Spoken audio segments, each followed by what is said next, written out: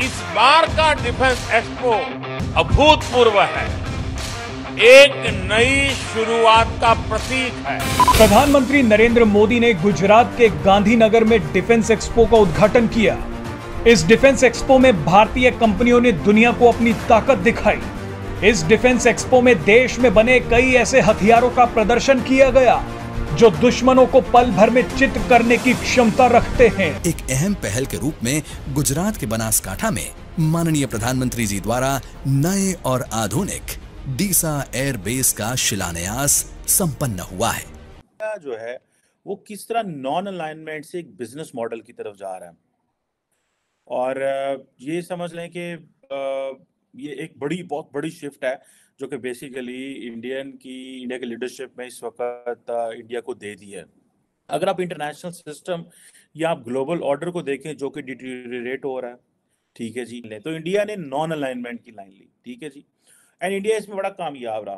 चाहे कश्मीर से लेकर गुजरात तक का इलाका हो, चाहे वो हवा का इलाका हो, चाहे वो पानी का इलाका हो, भारत कहीं पर भी कॉम्प्रोमाइज़ नहीं करना चाहता है सिक्योरिटी के मामले में, क्योंकि पता चल गया ये बात कि आसानी से लेने वाली, इनको हल्के में लेने वाली ये चीज़ नहीं है।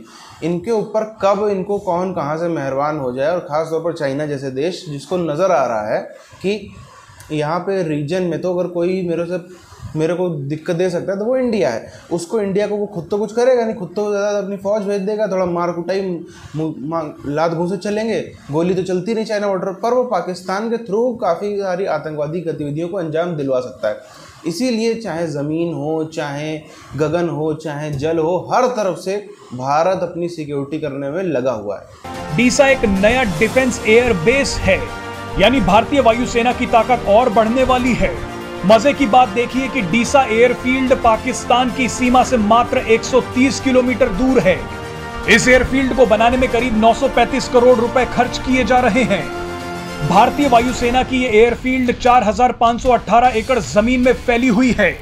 जानकारी के लिए बता दें कि ये वायुसेना का 52वां स्टेशन होगा। ये एयरफील्ड देश की सुरक्षा और इलाके के विकास के लिए महत्वपूर्ण साबित होने वाली है। डीसा एयरफील्ड का शिलान्यास करते हुए पीएम मोदी ने कहा कि पश्चिमी सीमा पर किसी भी तरह के दुस्साहस का मुंहतोड़ जवाब देना अब आसान हो जाएगा, क्योंकि इस एयरबेस पर वायुसेना की ताकतवर टीमें मौजूद रहेंगी। भी रहे उनकी आईटी के अंदर, मेरा नहीं ख्याल कोई भी आईटी के वर्ल्ड के अंदर इंडिया इस टाइम लीड कर रहा है।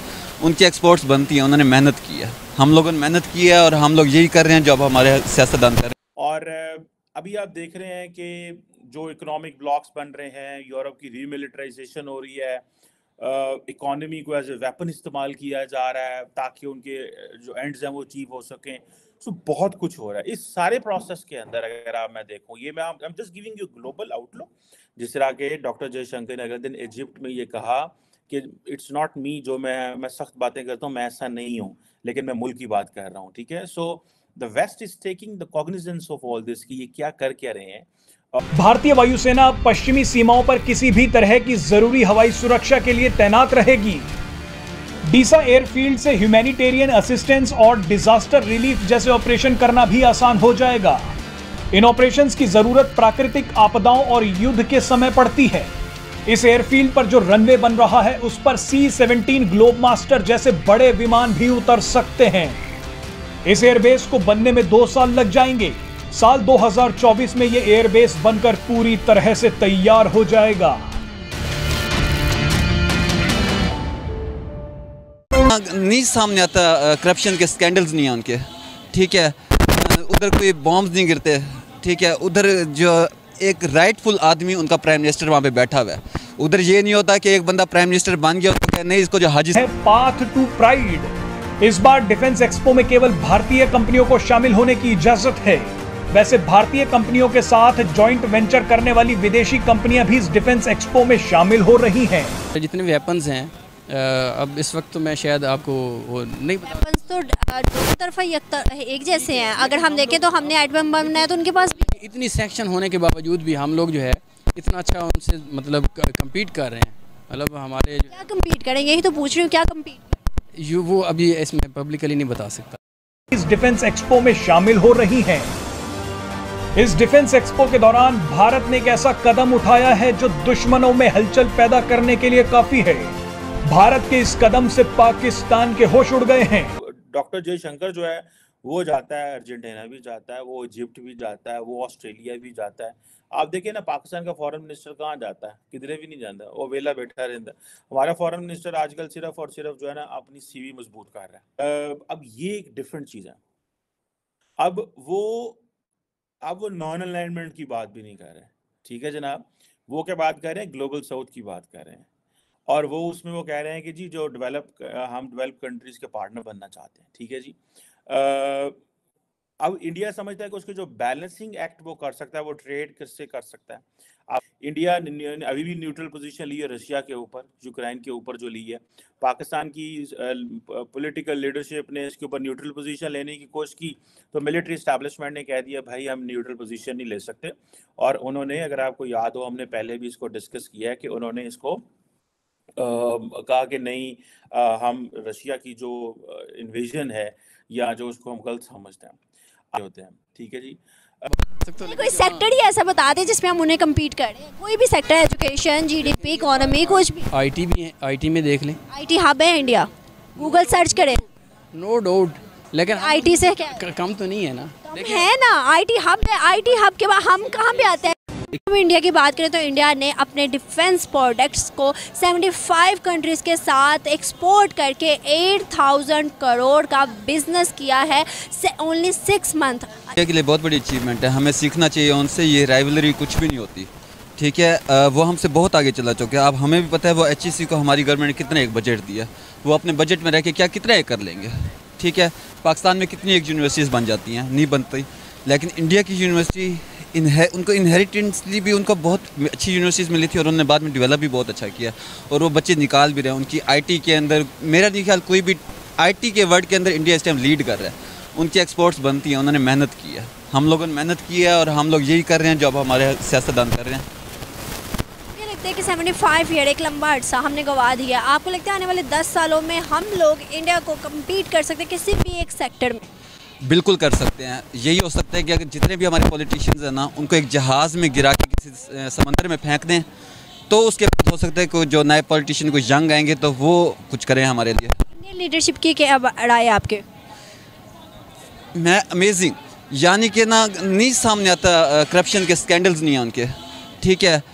उधर कोई बॉम्ब्स नहीं गिरते, ठीक है। उधर जो एक राइटफुल आदमी उनका प्राइम मिनिस्टर वहाँ पे बैठा हुआ है। उधर ये नहीं होता कि एक बंदा प्राइम मिनिस्टर बन गया उसको कहे नहीं इसको जो हाजी साहब लाए थे, ठीक है। तो उनका ऐसा कोई सिस्टम नहीं, उनका एक डेमोक्रेटिक सिस्टम है, बड़ा स्ट्रॉन्ग डेमोक्रेटिक सिस्टम है, हमें सीखना चाहिए। मात्र 6 महीनों में भारत ने 8000 करोड़ से थोड़े ज़्यादा का जो डिफेंस इक्विपमेंट है वो एक्सपोर्ट करें हैं।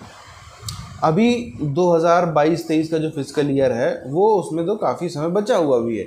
अगर आप देखो ये वही देश है, ज़्यादा पीछे जाने की ज़रूरत नहीं, 10 साल पहले बातें होती थी कि भाई हम तो कर ही नहीं सकते, हमारे यहाँ तो पॉसिबल ही नहीं है, हमारे यहाँ तो सब जो काबिल लोग होते हैं विदेशों में भाग जाते हैं, हमारे यहाँ तो टैलेंटेड लोग टिकते ही नहीं हैं, हम तो उनको सैलरी नहीं दे पाते और हमारे पास टेक्नोलॉजी ही नहीं है, हम तो बंदूक की गोलियाँ तक भी बाहर से इम्पोर्ट करते थे, बंदूक तो खैर भूल ही जाएँ।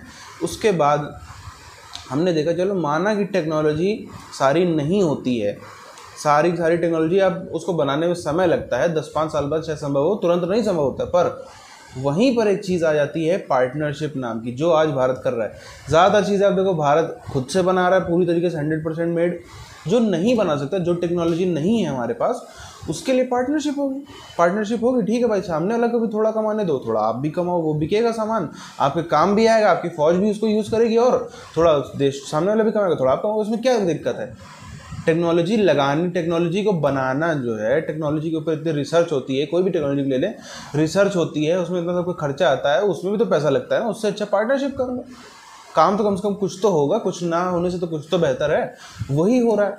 अब इसके खैर छोटे मोटे से नुकसान भी हैं जो भारत इस समय झेल भी रहा है कि भारत ने बड़ा ही डाइवर्स तरीके से, अब आप देखो कुछ हथियार भारत रशिया के साथ मिलके बना रहा है, कुछ हथियार जो है वो यूरोप के किसी देश के संग में मिलके बन रहे हैं, कुछ हथियार अमेरिका के संग में मिल रहे हैं। मतलब जो दो एक दूसरे के दुश्मन हैं उनसे, जैसे हम देख लें इजराइल से काफ़ी सारे हमारे यहाँ पार्ट्स आते हैं, और वो पार्ट्स जो आते हैं वो ईरान जैसे देश भी हैं, जो इजराइल ईरान आपस में दुश्मन है पर हमारे दोनों दोस्त हैं, तो वहाँ ईरान गुस्सा जाता है कि ऐसे ऐसा, हालांकि वो गुस्सा के कुछ कर नहीं सकता, पर अभी क्योंकि अभी तो खैर कोई भी कुछ नहीं कर सकता, इसीलिए उसका नुकसान बहुत कम देखने को मिल रहा है। पर ये स्थिति हमेशा भी नहीं रहने वाली, ये भी मतलब सच्चाई को हमें देख के चलना चाहिए कि आज यदि कोई आपकी तारीफ कर रहा है, आज सब लोग आपके सामने फ्लैट है, तो हमेशा नहीं भी रहते, ये थोड़ा देखना पड़ता है इस चीज़ को आज, क्योंकि पूरी दुनिया की गरज है, पूरी दुनिया आज जो है वो दबी हुई है। पर